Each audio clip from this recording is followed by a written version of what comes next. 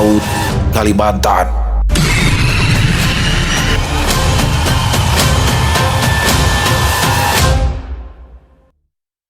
Assalamualaikum warahmatullahi wabarakatuh. Halo teman-teman semuanya, selamat malam, selamat datang kembali di channel Ilo Bercerita, channel di mana kisah-kisah horor terbaik akan dibawakan di sini.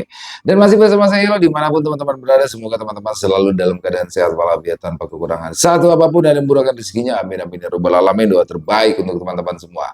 Dan pada kesempatan yang baik ini, saya akan membawakan satu kisah dari Ahmad bin Bella atau Bang Beben, Misteri di Laut Kalimantan. Wow, dan ini teman-teman adalah part pamungkas ending dari Misteri Laut Kalimantan. Waduh, ini kira-kira apa yang terjadi terhadap Kelik, Ajeng, dan juga Teresia ya di pulau misterius yang ada di perairan Kalimantan. Oke, sebelum kita masuk ke dalam kisahnya, buat teman-teman yang mungkin baru gabung atau udah lama gabung tapi ternyata lupa nih belum diklik tombol subscribe-nya, yuk bisa diklik dulu tombol subscribe. Jangan lupa lonceng notifikasi juga dinyalakan agar teman-teman selalu mendapatkan notifikasi di setiap kami akan mengupload konten terbaru kami. Dan untuk channel Ilo Bercerita, kami upload setiap hari, setiap malam jam 9 malam waktu Indonesia bagian Barat. Gak pakai berlama-lama lagi, pasti udah gak sabaran kan untuk masuk ke dalam kisahnya. Kita langsung saja masuk ke dalam kisahnya. Kita berangkat ke Kalimantan Tengah. Aku terdiam tanpa sanggup berkata-kata. Pikiranku buntu. Teresia melangkah pelan turun dari tangga sembari memegangi perutnya yang besar. Entah berapa bulan usia kandungannya, aku belum tahu pasti. Namun aku yakin ia mengandung anakku. Kupacu langkah cepat, berlari menyibak kerumunan, lalu menyambutnya dengan segudang pertanyaan. Teresia berdiri persis di depanku dengan mata berkaca-kaca. Ia menatapku sekejap, lalu plak! Tanpa diduga, telapak tangannya menghantam keras pipiku. Aku hanya diam menahan perih.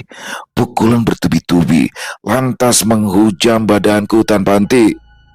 Bajingan, lelaki bajingan! Tangisnya pecah, ku peluk dia, ku rangkul erat dan ku benamkan di dada. Malam itu, semua orang terdiam demi menyaksikan pertengkaran sepasang kekasih. Kubelai rambutnya, lalu ku kecup mesra keningnya. Maaf, desaku.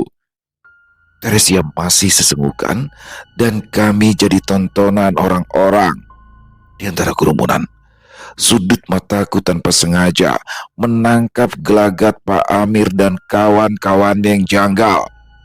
Mereka tampak pergi diam-diam dari kerumunan seperti sedang cemas akan sesuatu yang jahat. Kami sempat beradu mata dan ia menggeleng. Aku menarik nafas dalamnya, memeluk Teresia begitu erat. Firasatku mengatakan bahwa Teresia dan bayi di dalam perutnya dalam bahaya besar. Dan aku masih belum tahu harus berbuat apa. Nyai Ongko memisahkan rangkulan kami, kemudian menatapku tajam. Aku sampai bergidik ngeri. Sorot matanya mengandung ancaman, senyumnya tersungging, isyarat supaya aku tidak berbuat macam-macam. Ia mendekat, lalu berbisik lirih di telingaku. Yang Agung Katulu dengan senang hati menyambut kehadiran anakmu.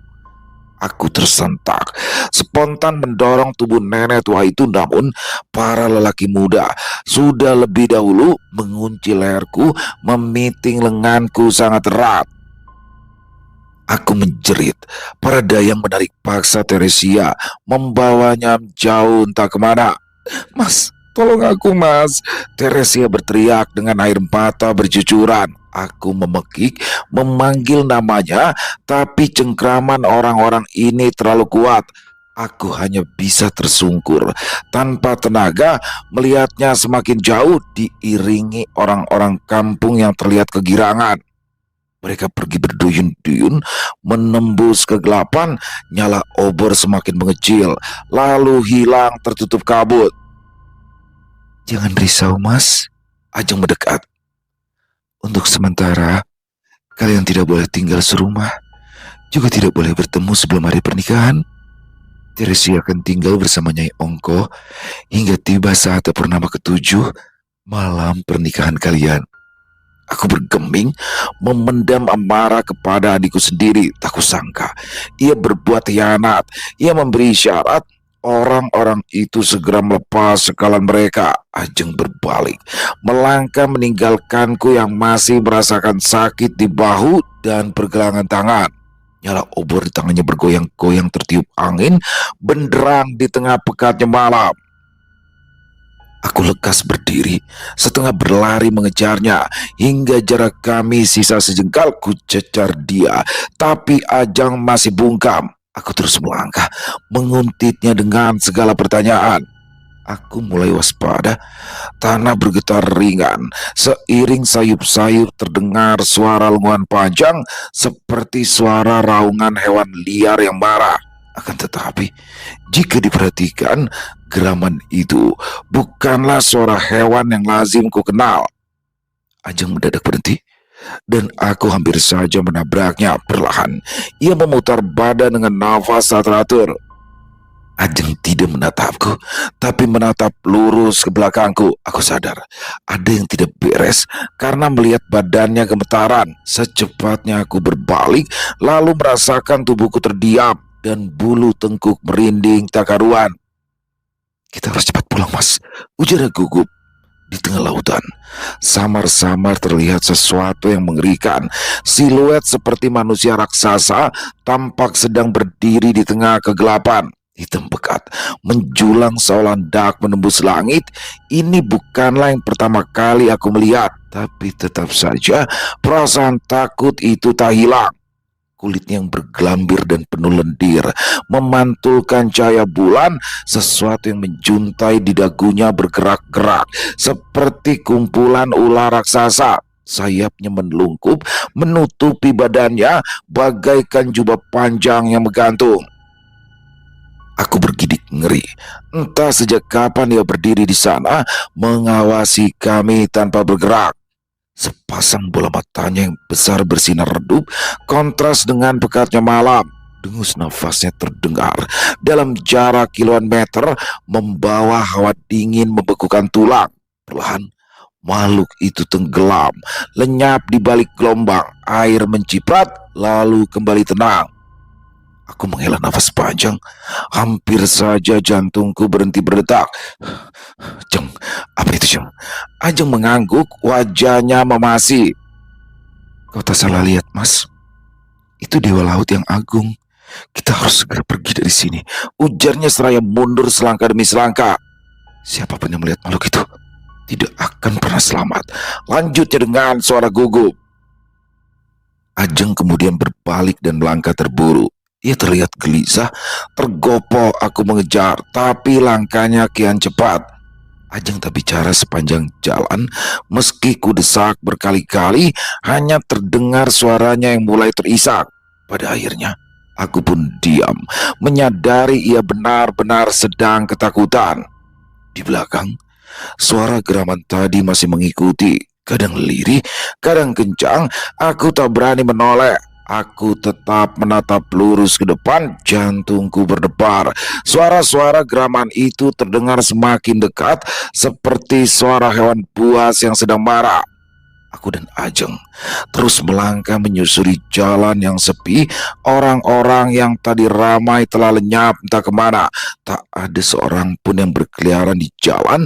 Cahaya temaram dari rumah-rumah penduduk berpendar melalui celah dinding papan. Aku sedikit lega sewaktu teras rumah kami mulai terlihat. Namun mendadak aku semakin gugup. Di ujung sana terlihat sosok hitam menyerupai manusia, tapi dengan ukuran lebih tinggi. Sosok yang tadi tidak terlihat jelas, hanya samar di kejauhan. Dia hanya berdiri diam dengan sayap memeluk badan sendiri, sedangkan sungut di dagunya menjuntai meneteskan lendir mencicikan. Aku membuang muka, terus melangkah terburu. Suara geraman terdengar begitu mengerikan. Sesampainya di rumah, Ajeng tergesa menutup pintu. Ia memeriksanya beberapa kali, memastikan bahwa semuanya telah benar-benar terkunci rapat. Kutegur, Ajeng masih enggan bicara. Ia justru melangkah ke dapur dan menenggak segelas air putih. Tangannya memegang gelas gemetaran hingga airnya tumpah-tumpah. Sesudah itu, ia duduk di kursi dengan pandangan kosong. Deru nafasnya memburu hingga terdengar begitu jelas. Jeng, apa yang terjadi, Jeng? Di mana Teresia? Di mana tempat Nyai Ongko? Ajeng menunduk lalu terisak. Maafkan aku, Mas. Tak kusangkakan seperti ini. Aku meraih baunya. Apa maksudmu? Apa Teresia dalam bahaya? Ajeng mendongak mengusap air matanya. Teresia dan bayi di dalam perutnya, mereka baik-baik saja. Namun nyawa kita yang justru terancam. Apa maksudmu? Aku mendelik, dahiku mengkerut. Teresia dan bayi di dalam perutnya seharusnya untuk menggantikanmu. Hanya itulah satu-satunya cara agar kau tetap hidup. Namun tak kusangka, Yang Agung Katulu punya kehendak lain. Dia menolak tawaranku dan justru menuntut takdir kita sejak dahulu. Aku semakin bingung mendengar perkataannya. Segera ku desak adikku untuk menjelaskan racauannya. Ajeng menatapku, suaranya bergetar. Maafkan aku, Mas. Aku hanya tidak ingin terpisah lagi denganmu. Oleh karena itu aku tak bisa menolak sewaktu Patitelo datang menawarkan untuk menukar nyawamu dengan Teresia dan bayinya. Tapi, apa kau bilang? Ku potong ucapannya, amarahku menggelegak. Apa maksudmu? Kau hendak mengorbankan anakku, calon istriku. Ajeng masih menunduk tanpa sanggup menatapku. Ia terisak, bahunya berguncang. Teresia dan bayinya mereka akan baik-baik saja. Tapi kita yang sedang terancam. Terancam? Sautku, kini aku telah menguasai keadaan dan sedikit lebih tenang. Kita telah melihatnya, Mas. Melihat siapa? Dewa Laut. Siapapun yang melihat Yang Agung Katulu tak akan selamat. Ajeng menarik nafas, air matanya jatuh. Sama seperti kematian ayah dan ibu pada malam purnama ke-7, maka kita akan mati. Omong kosong, sentakku. Aku menyadarkan badan di sandaran kursi. Pikiranku masih kesana kemari, mengkhawatirkan Teresia. Entah apa niat Patitelo terhadapnya. Aku melirik. Ajeng terlihat benar-benar ketakutan. Aku menjadi iba demi melihatnya seperti itu. Lekas kurangkul adikku, menenangkannya. Kusandarkan kepalanya di pundakku. Aku tidak mengerti semua ini, Jeng. Makhluk kuno yang agung, Dewa Laut Katulu, semua seperti omong kosong. Desaku. Banyak hal yang tak dipahami manusia tentang semesta yang luas, Mas. Manusia yang congkak selalu mengira mereka hidup sendiri di dunia ini, berbuat semaunya. Namun makhluk kuno yang agung, dia selalu mengawasi dari tempat persembunyiannya. Aku hanya setengah-setengah menyimak. Meski Ajeng terdengar bersungguh-sungguh, aku lebih khawatir tentang keselamatan kami selanjutnya ketimbang tetek bengek yang terdengar seperti bualan murahan. Akan tetapi, Ajeng sepertinya ingin aku mengerti betul perihal apa yang sedang kami hadapi. Mas, aku tahu kau sulit menerima. Ajeng melepas rangkulanku lalu menatap serius. Yang kita hadapi adalah kekuatan besar, Mas. Sangat besar. Kekuatan yang tak bisa dihadapi manusia. Makhluk kuno yang berasal dari bintang-bintang. Makhluk kuno yang telah lama menguasai bumi, jauh berabad-abad sebelum manusia tercipta. Nafas Ajeng tersengal dan matanya membesar. Ia menarik nafas sedalamnya. Yang Agung Katulu adalah dewa peradaban kuno. Dahulu ia disembah dan dipuja. Lalu entah kenapa dia menghilang. Namun jejaknya tak pernah lenyap. Melalui mimpi-mimpi dia memilih para pengikut, memilih orang-orang untuk menjaganya tetap terlelap di dasar lautan sebelum bintang-bintang kembali sejajar. Aku malas-malasan menyahut. Untuk itu, Patitelo akan menumbalkan manusia supaya dewa mereka tetap tidur dalam lautan. Ajeng mengangguk. Dalam hitungan hari kita akan disembelih di tepi pantai.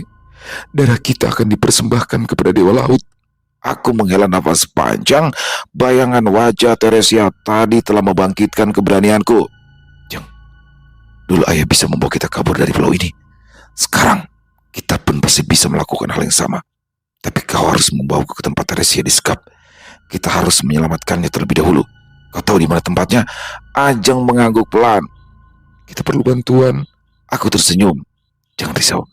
Kita tidak sendirian. Sahutku penuh keyakinan. Ajeng mencengkram lenganku erat.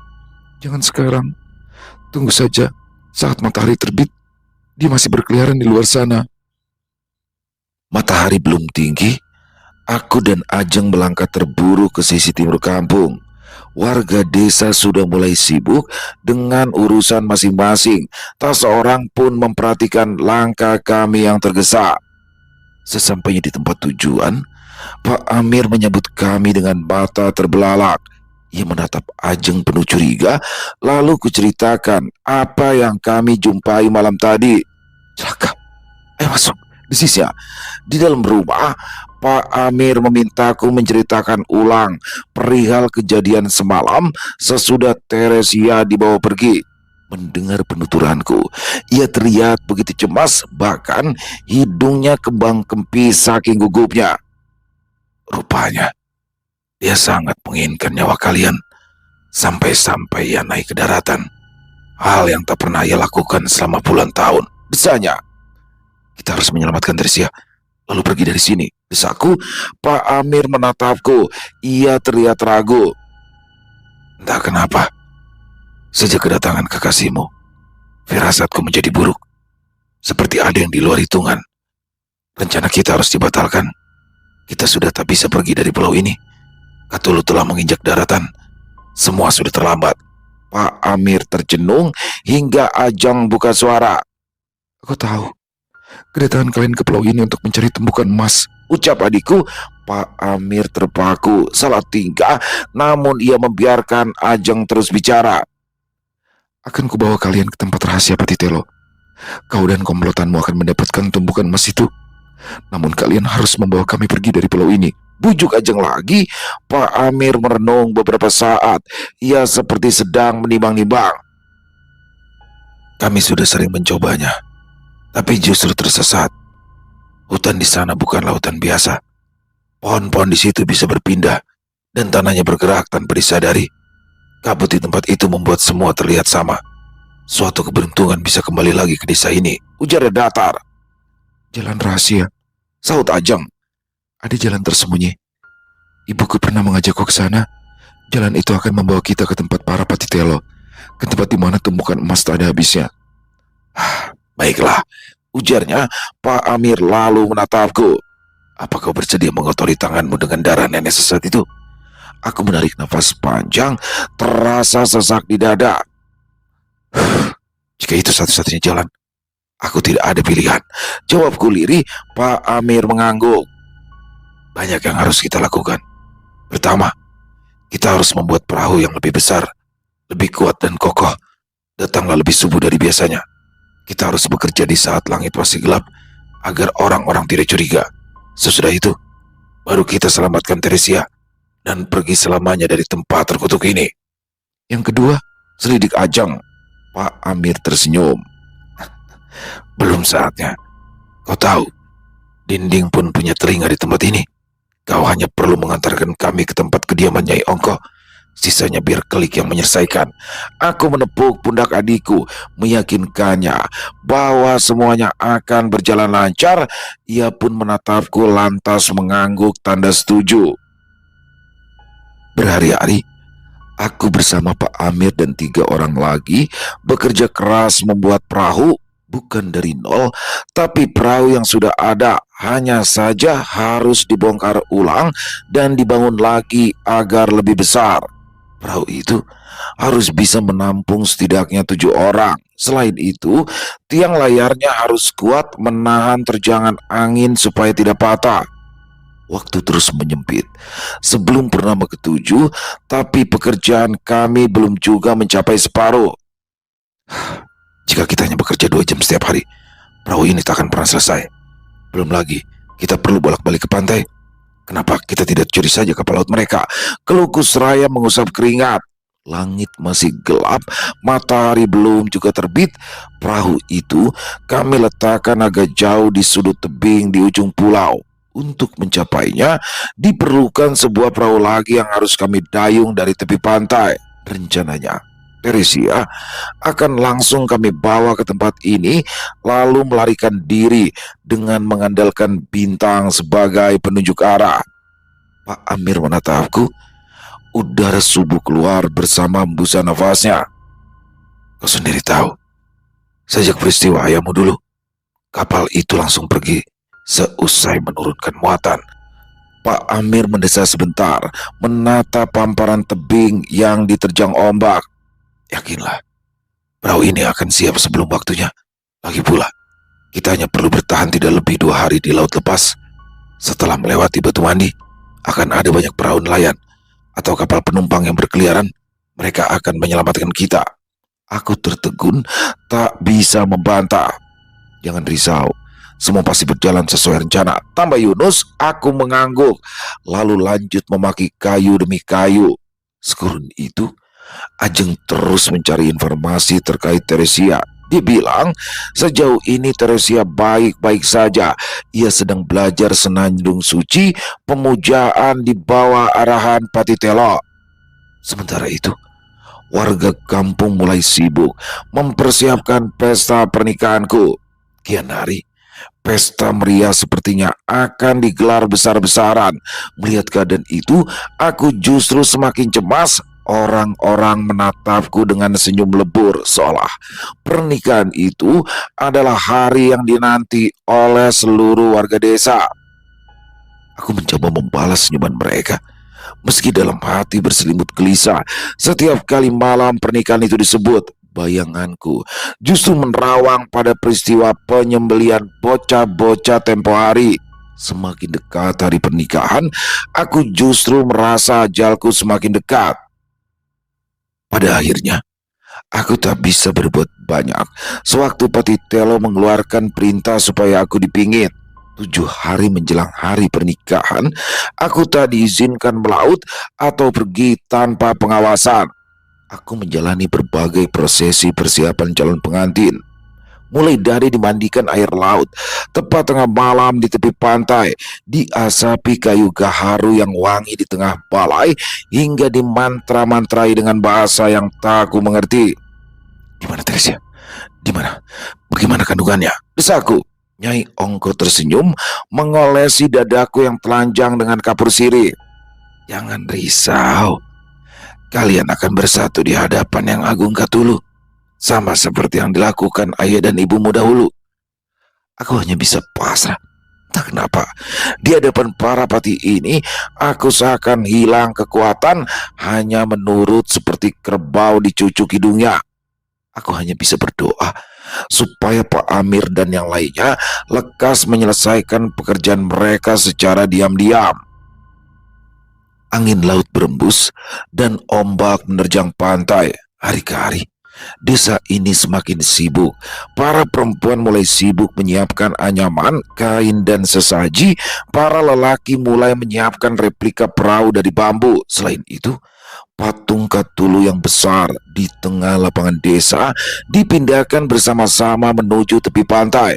Malam itu, 3 hari menjelang purnama, Ajeng menyelinap ke kamarku.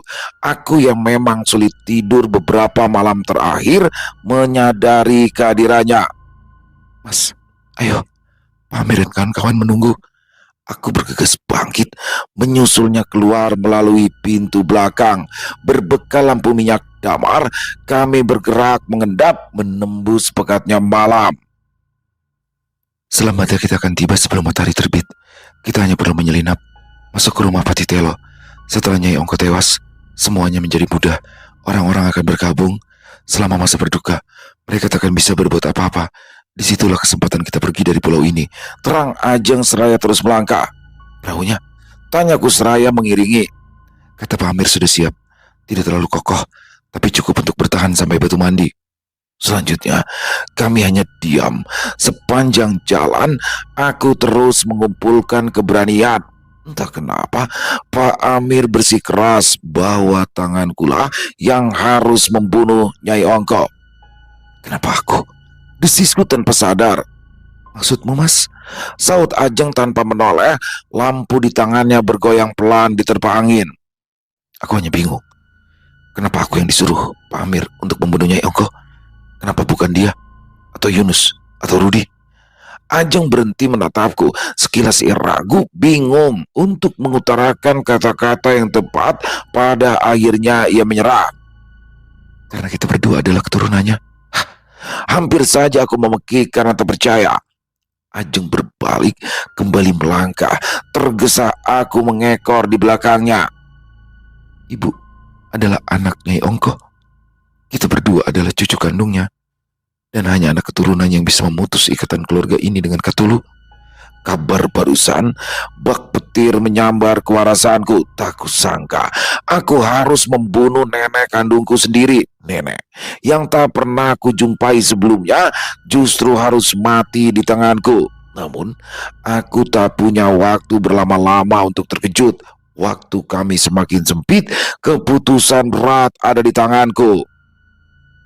Akhirnya, kami melewati ujung kampung, terus melangkah hingga tiba di barisan pohon-pohon ketapang. Beberapa langkah di depan, sebuah obor tiba-tiba menyala benderang. Rupanya, Pak Amir bersama Yunus dan Rudi masing-masing menggenggam parang. Mereka terlihat lega begitu melihat kami terus mendekat. Di mana Hamli? Tanyaku sambil mengatur nafas. Dia menunggu di perahu. Saut Pak Amir. Ayo, ikuti aku, perintah Ajeng tanpa membuang waktu. Pak Amir segera mengekor di susul yang lain. Kami berjalan beriringan menyusuri jalan setapak yang penuh rumput dan belukar. Kian lama, jalan terasa kian menanjak. Kami sudah pernah melewati jalan ini. Tidak ada apa-apa yang kami temukan, kecuali area perburuan. Celetuk Pak Amir. Jika mudah ditemukan, untuk apa mereka repot bersembunyi? Jawab Ajeng ketus. Apa yang mereka sembunyikan? Selidik Rudi yang sedari tadi diam. Ajeng tak menyaut, terus melangkah masuk jauh ke dalam hutan. Malam kian larut, udara terasa kian dingin. Serangga malam bersautan, beradu dengan gema burung hantu yang terdengar lantang.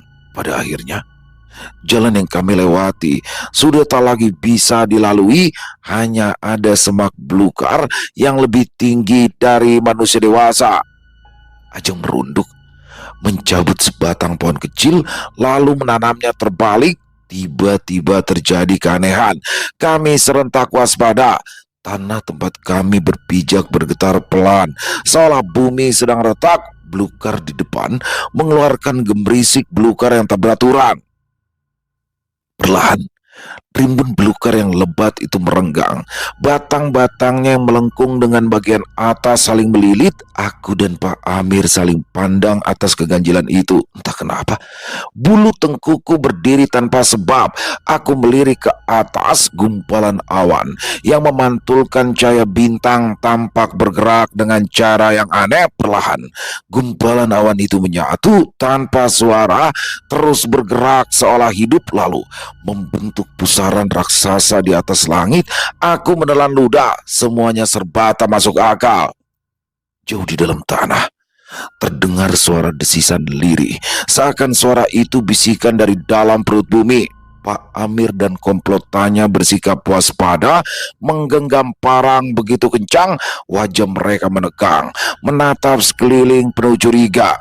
Di depan, semak belukar telah membentuk lorong panjang yang gelap. Tak jelas ujung pangkalnya, hanya ada kegelapan mengerikan. Kita harus kembali saat langit masih gelap. Jika matahari terbit, lorong ini akan kembali tertutup. Hanya Patitelo yang bisa membukanya, desis Ajeng dengan lirih. Tanpa aba-aba, Ajeng mendadak melangkah. Ia memasuki lorong itu tanpa sedikit pun rasa takut. Lampu minyak di tangannya berpendar. Makin jelaslah lorong itu begitu panjang. Aku gelabakan menyusul, setengah berlari, sementara Pak Amir dan lainnya terlihat ragu. Setelah beberapa saat, terdengar suara langkah kaki di belakang. Aku menoleh. Pak Amir dan lainnya rupanya telah mengiringi. Langkah mereka sedikit tergesa. Kami terus melangkah dengan perasaan tak nyaman. Lorong ini terasa semakin ditelusuri, malah terasa kian memanjang, seakan hidup dan bergerak. Tanah Tempat kami berpijak juga terus berdenyut-denyut.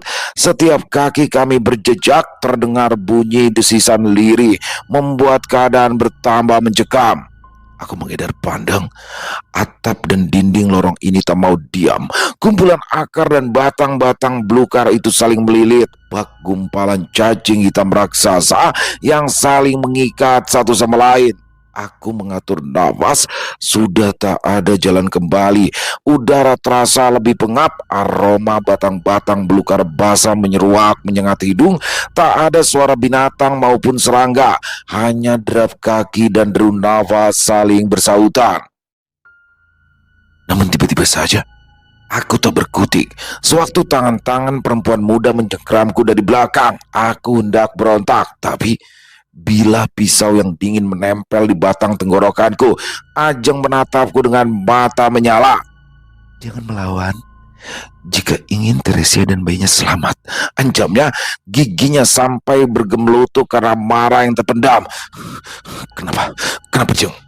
Para dayang mengikat tanganku di belakang dan kakiku ditekuk secara paksa. Aku tersedak, kurasakan lututku nyeri dan lenganku sakit. Perlahan adikku menurunkan pisaunya. Sudah kubilang, kita keturunan Nyai Ongkoh.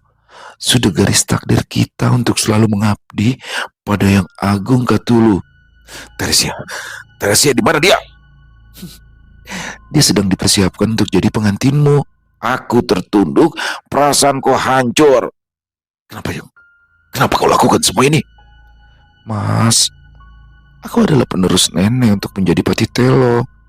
Sedangkan kau akan menuntaskan takdirmu yang tertunda.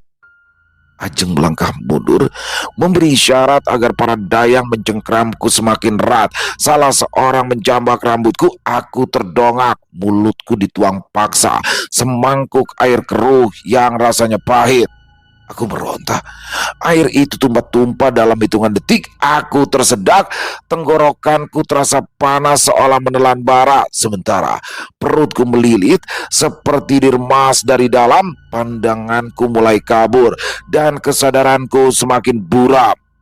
Aku terenyak. Mulut dan hidungku terasa aneh.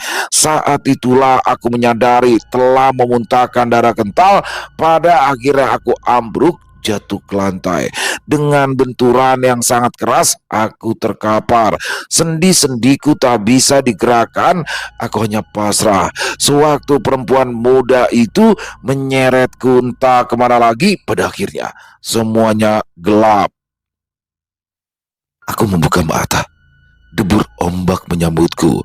Butir-butir pasir yang terbawa angin menempel di wajahku. Aku menggigil.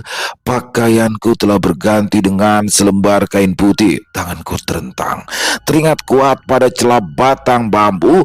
Begitu juga kedua kakiku. Rupanya badanku dijerat kuat menggunakan tali jalinan sabut kelapa diikat di atas susunan bambu yang membentuk rakit. Aku berusaha memberontak, tapi sia-sia. Tajamnya ujung sabut kelapa menusuk kulitku. Aku mengatur nafas, berusaha tidak panik. Kepalaku masih pening, mualku belum hilang sepenuhnya. Entah berapa lama aku tak sadarkan diri, lalu dipindahkan ke tempat ini. Di atas kepala, langit terlihat kelam, berwarna hitam kemerahan, memantulkan cahaya purnama berwarna darah. Bulu kuduku berdiri, kala sayup-sayup terdengar suara senandung lirih berulang-ulang bergema bersama gemuruh angin laut. Rupanya aku tengah dikelilingi para dayang. Tangan mereka tertangkup, mata terpejam, dan mulut mereka tanti-intinya melantunkan mantra-mantra suci. Mas, tolong aku, Mas. Aku terperanjat. Teresia rupanya ada di samping. Sama sepertiku, ia terikat di atas rakit. Keadaan kami sama-sama mengkhawatirkan. Terbelenggu di atas rakit, di bawah kaki raksasa, kaki patung Katulu yang menjulang. Teresia masih saja merintih, memanggil-manggilku dengan suara bercampur isak. Aku berontak sejadinya, berteriak-teriak seperti orang gila. Namun tenagaku justru terkuras. Pergelangan tangan dan kakiku lecet mengeluarkan darah. Para dayang mendekat sembari terus melantunkan mantra-mantra. Kaki mereka yang telanjang berderap di atas pasir. Di belakang mereka, obor-obor menyala terang, tersusun rapi membentuk lingkaran mengelilingi tempat ritual yang dipenuhi aroma kayu garu. Ajeng yang berada paling depan melangkah pelan, lalu mengusap wajahku. Tatapannya begitu dingin. "Sebentar lagi, Mas. Sebentar lagi, kamu bersama pengantin dan anakmu akan menyatu dengan Yang Agung Ketulu dalam keabadian." Aku tersentak. Teresia seketika menjerit kencang. Nyai Ongko perlahan menyingkap kain yang menutupi perut yang buncit. Nenek tua itu membasahi perut Teresia dengan darah kental. Aroma amis menyeruak. Teresia menangis ketakutan. Badannya melenting menahan sakit. Perutnya bergerak-gerak seperti ada sesuatu yang hendak keluar. Aku berontak, meronta-ronta seperti orang gila. Sekuat tenaga aku mengencangkan lengan, tapi ujung-ujung tajam tali jerat itu justru menusukku semakin dalam. Di samping, jeritan Teresia begitu menyayat hati. Matanya terbelalak, tubuhnya terentak-entak, sementara perutnya berguncang-guncang. Aku tak menyerah. Meski darah semakin deras mengalir dari lengan dan kaki, ku tepis rasa sakit, ku kumpulkan kekuatan, ujung-ujung tajam menusuk semakin dalam. "Lepaskan, lepaskan dia, bunuh aku saja." Air mataku berurai, tubuhku mati rasa, aku lagi-lagi terkulai, usahaku sia-sia, sementara Teresia terus merintih putus asa. Nyai Ongko perlahan mundur. Teresia kian melemah hingga akhirnya terkulai tak berdaya. Entah apa yang terjadi, terdengar suara gemuruh dari laut. Ombak menggulung tinggi di kejauhan, sementara langit kian berwarna merah. Orang-orang itu mendadak diam, hening. Tak ada lagi senandung, tak ada lingkaran. Mereka berbaris rapi menatapku dan Teresia yang tergeletak di bawah kaki berhala pelindung mereka. Mereka bergeming seakan menanti sesuatu untuk datang dari ganasnya laut. Ada sesuatu yang membuatku merasa ngeri memandang mereka. Tatapan mereka kosong, menatap lurus ke arah laut. Aku merasa tak nyaman, seakan hal buruk akan segera terjadi. Di samping, Teresia menjerit lemah, suaranya putus-putus hendak meregang ajal. Lalu terdengar suara yang asing. Suara raungan panjang, raungan mengerikan dari dasar laut yang dalam. Ombak di tengah laut kian liar, langit malam semakin merah, dan bulan purnama terlihat lebih besar. Di atas langit, gemuruh datang bertubi-tubi seakan hendak runtuh, sementara hembusan angin kian kencang melempar pasir ke segala penjuru. Tanah bergetar diiringi derit. Berhala Cthulhu mulai terombang-ambing. Tubuhku terasa basah kala pasang air laut mulai mencilati badan, merambat dari kaki lalu membasahi kepala. Rakit tempatku terbaring terangkat perlahan karena air pasang semakin dalam. Para perempuan muda mendekat, menahan rakitku dan rakit Teresia agar tak terseret arus. Entah apa yang mereka lakukan. Nyai Lawin dan Nyai Tamiang menengadah, menatap bulan purnama darah. Tubuh mereka menegang, urat-urat leher mereka menonjol. Lalu kedua biji mata mereka bergeser aneh, terlalu lebar bagi mata manusia, sedangkan sisi putihnya mencuat keluar tak wajar. Aku bergidik. Teresia berhenti pelan. Mulut kedua nenek itu kemudian mengeluarkan bunyi-bunyian yang janggal. Suara-suara asing. Mereka seperti sedang berbicara, tapi suara mereka jelas tercekat di tenggorokan. Nyai Ongko memperhatikan kedua orang pati itu dengan seksama. Nafasnya teratur, tatapannya dingin. Sesudah beberapa saat seolah menangkap pertanda, dia menoleh. Nenek berpakaian serba merah itu menatapku dan Teresia bergantian. Sorot matanya begitu mengerikan hingga terasa membekukan tulang. Nenek tua itu memberi isyarat. Ajeng lantas menghampiri untuk menyerahkan sebuah gergaji kayu kecil. Tanpa bicara, Nyai Ongko melangkah tenang menuju ke arahku dan Teresia yang berada di ujung maut. Aku berteriak, menjerit meronta-ronta sekuat tenaga, sementara langkah Nyai Ongko kian mendekat. Terimalah takdirmu, cucuku. Bersatulah dengan Tuhanmu, ujar Nyai Ongko yang telah di samping. Suaranya parau menakutkan, sedangkan tatapannya mengintimidasi. Sewaktu ia mengangkat gergaji, gemuruh langit kian mengguncang. Semburat cahaya merah di atas sana kian menyebar ke seluruh penjuru, dan purnama ketujuh yang berwarna darah terlihat semakin besar. Mas, ujar Teresia penuh iba. Aku menarik nafas sedalamnya, menatap Teresia untuk terakhir kali. Kami beradu mata, menyadari bahwa nyawa kami sisa sejengkal. Tanpa terasa, air mataku mengalir. Begitu juga dia, air matanya berlinang. Pada akhirnya, ia menutup mata, pasrah pada kematian. Sekali lagi aku menarik nafas panjang lalu memejam. Dadaku berdetak pelan, detik demi detik berlalu terasa begitu lama. Rakit bergoyang, air laut semakin dalam, lalu terdengar jeritan panjang bersautan, jeritan para dayang. Biak!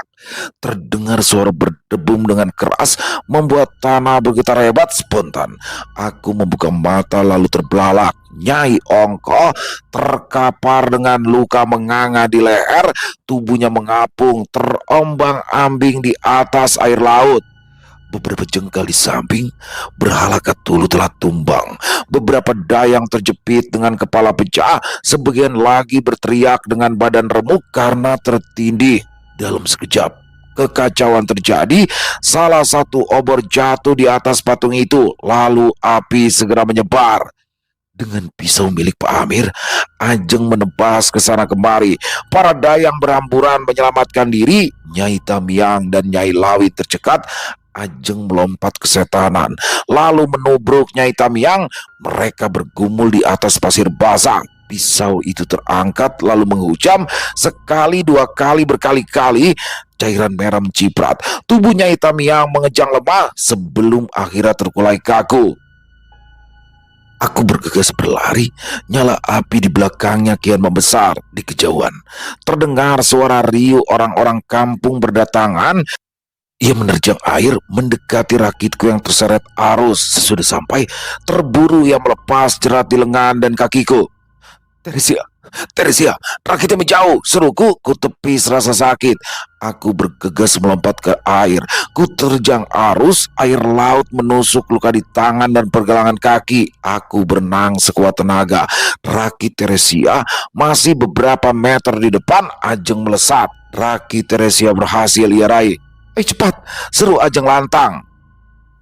Ajeng berhasil melepas seluruh ikatan di badan Teresia dan menungguku di situ di tengah arus bergelombang. Kepayahan, aku berhasil menyusul, lalu berpegangan pada rakit itu. Aku tersedak, air asin masuk rongga mulut.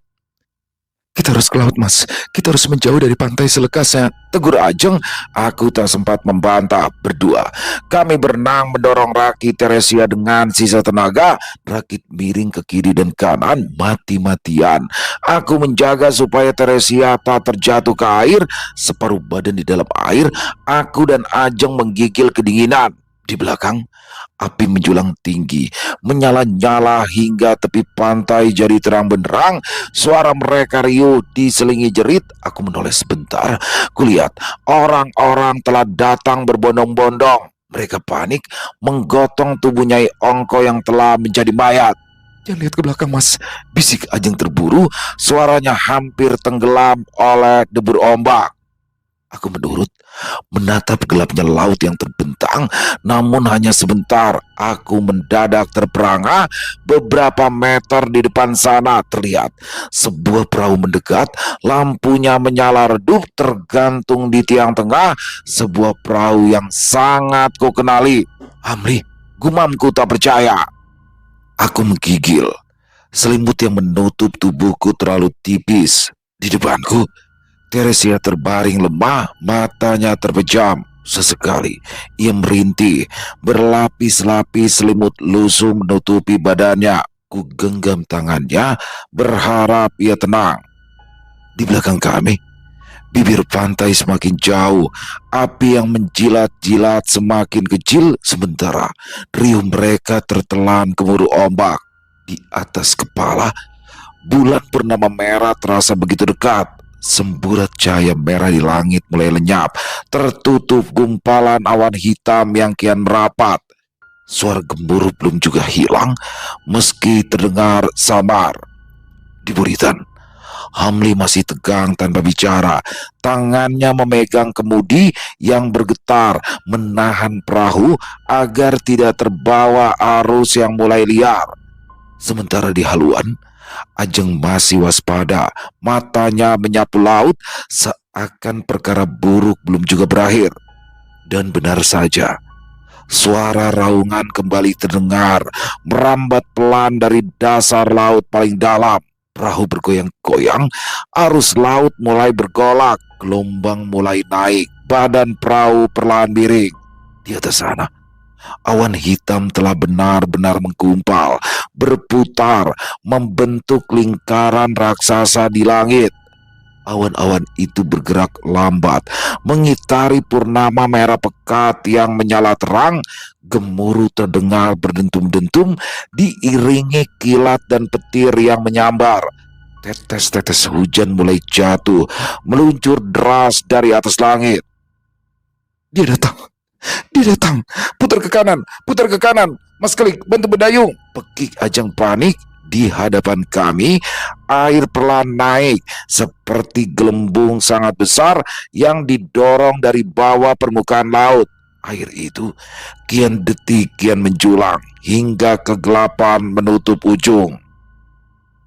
Badan perahu bergetar hebat, layarnya berkibar tak karuan. Hamli hampir terpental memegang kemudi. Aku dan Ajeng mendayung seperti orang kesurupan. Haluan terjungkit hampir 90 derajat, perahu bergerak mundur, meluncur deras tak terkendali. Air laut pecah, ombak menggulung, perahu terhantam derasnya air, lalu terombang-ambing seperti mainan. Aku terlempar, empas di atas geladak. Ajeng menjerit, dayung di tangannya terlepas. Sekuat tenaga, ia memegang sisi perahu mati-matian agar tak terlempar keluar. Hamli berteriak, terjerembab di buritan, masih berusaha menahan kemudi yang bergerak-gerak liar. Air masuk dari samping, membasahi lantai geladak hingga perahu mulai karam. Teresia masih tak sadarkan diri, separuh tubuhnya di bawah air yang menggenang. Tahan Teresia, aku akan membantu Ajeng. Tinggalkan kemudi, seruku lantang. Aku merangkak, berpegangan pada sisi perahu. Lantai yang tergenang membuatku berkali-kali terjerembab. Petir menyambar, layar terbakar. Gelombang berikutnya kembali datang, perahu lagi-lagi terhantam. Ajeng terangkat ke udara. Untung aku sempat meraih tangannya. Kami berdua terpelanting, jatuh keras di atas geladak. Bibirku pecah, pipisku berdarah, kurasakan rusukku telah remuk. Ajeng gelagapan, berpegangan pada apa saja demi bisa mempertahankan hidup. Di belakang, Hamli mati-matian memegang pundak Teresia dari belakang, sementara tangan satunya berpegangan pada tiang layar. Air terus bergolak, perahu terlempar ke sana kemari, dan petir tak berhenti menyambar-nyambar. Perahu melesat mundur, gelombang semakin tinggi dan pusaran air mengisap perahu ke sebuah lubang besar di tengah lautan. Terdengar suara berderak, badan perahu mulai retak, air terus menerjang dari berbagai sisi. Hujan kian deras diiringi gelegar petir yang susul menyusul. Jerit menggema, kepanikan menjadi-jadi, rasa putus asa telah menghantui. Aku memeluk Teresia, merangkulnya erat, nafasnya lemah, tubuhnya dingin. Ajeng tersungkur kepayahan, memegang celah-celah kayu di geladak, sementara Hamli menangis meraung memeluk tiang layar yang telah patah. Pada akhirnya, Kami pasrah pada hidup. Lubang hitam besar semakin dekat. Perahu meluncur deras terbawa arus. Badan perahu bergetar. Air telah masuk lebih dari separuh dan kami sudah tak bisa berbuat apa-apa lagi. Perahu kian miring dan sebentar lagi karam. Lalu terdengar suara raungan dari bawah. Air kembali bergolak dan perahu terentak-entak. Pusaran air itu mendadak terbelah. Riaknya pecah ke segala penjuru. Perlahan ada sesuatu menjulang naik. Sesuatu dengan ukuran sangat besar. Pusaran air terhenti sepenuhnya. Sosok itu kian jelas wujudnya. Petir menggelegar, hujan bertambah deras dan angin menerpa kencang. Pada akhirnya, dewa laut itu menampakkan wujudnya. Terangkat dari kedalaman, matanya menyala merah menerangi kegelapan. Kulitnya berlendir, mengkilap terkena cahaya petir di sekeliling. Tentakel di wajahnya menjuntai, bergerak liar menyibak gelombang. Cthulhu, desisku pasrah. Makhluk itu meraung. Suaranya memekakan telinga, air tersibak. Laut seolah pecah, tubuhnya menculang mengalahkan tinggi gelombang.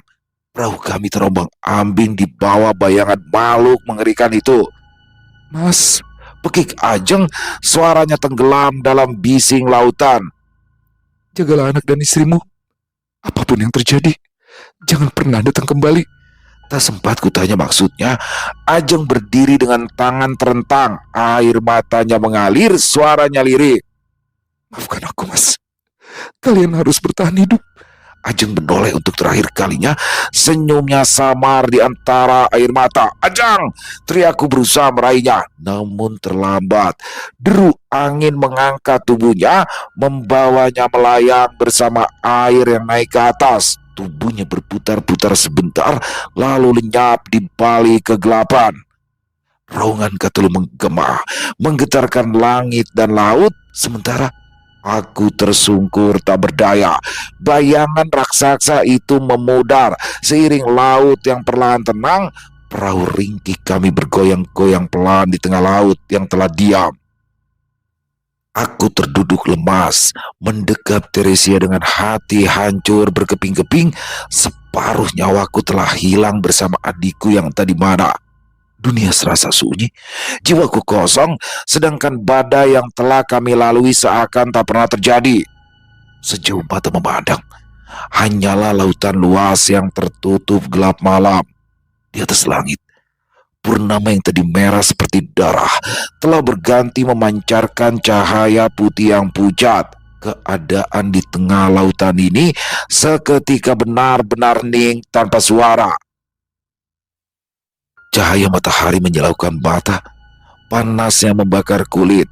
Perahu hanyut terbawa arus. Air yang semalam memenuhi geladak sudah terkuras. Sepanjang malam, aku dan Hamli menimba tanpa henti hingga tenaga kami benar-benar habis. 2 hari, kami terkatung-katung di laut lepas, tanpa kepastian, tanpa makan dan minuman, dan tanpa harapan. Teresia kian melemah. Wajahnya memucat dan badannya sebentar panas, sebentar dingin. Kami benar-benar terkulai menahan lapar. Namun, penderitaan kami akhirnya menemui ujung. Terdengar teriakan memanggil-manggil diiringi deru suara mesin. Setengah percaya, setengah tidak.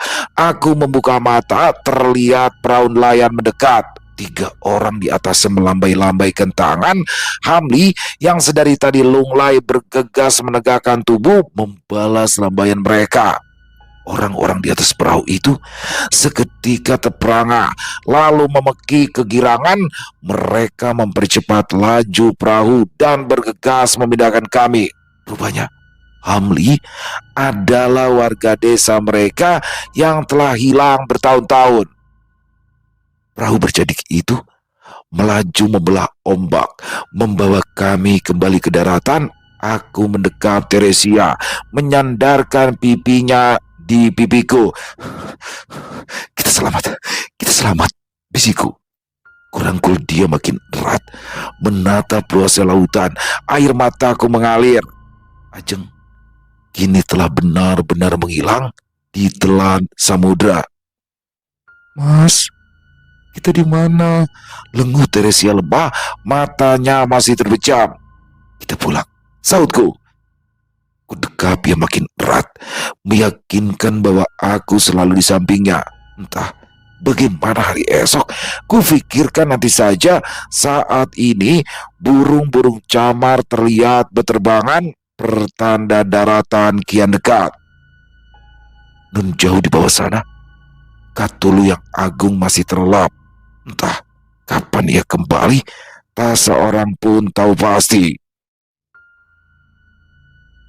Selesai. Wow, luar biasa kisah dari Bang Beben. Akhirnya, waduh, ending yang mendebarkan, mengerikan sekaligus menyedihkan. Karena kenapa teman-teman? Di sini pada akhirnya Ajeng mengorbankan dirinya. Jadi dengan pengorbanan Ajeng itu, Kelik, Teresia dan yang lainnya bisa selamat sampai dengan ke daratan. Luar biasa. Ini sempat dibolak-balik perasaan kita nih. Sebenarnya yang jahat siapa nih? Ajeng kah, Pak Amir kah?